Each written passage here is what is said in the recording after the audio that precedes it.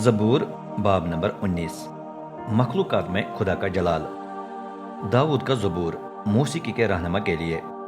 आसमान खुदा के जलाल का ऐलान करते हैं। आसमानी गुंबद उसके हाथों का काम बयान करता है।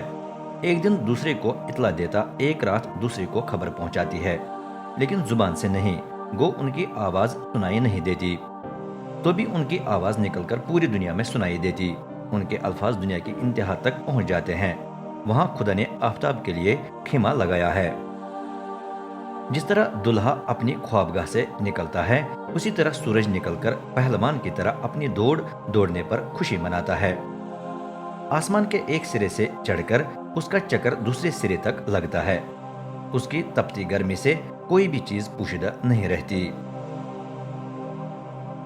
रब की शरीयत कामिल है, उससे जान में जान आ जाती है।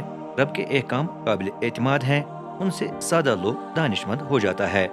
रब की हिदायत बाइंसाफ हैं, उनसे दिल बाग बाग हो जाता है। रब के एहकाम पाक हैं, उनसे आंखें चमक उठती हैं। रब का खौफ पाक है और अब तक कायम रहेगा। रब के फरमान सच्चे और सबके सब रास्त हैं। वो सोने बल्कि खालिस सोने के ढेर से ज्यादा मरगूब हैं।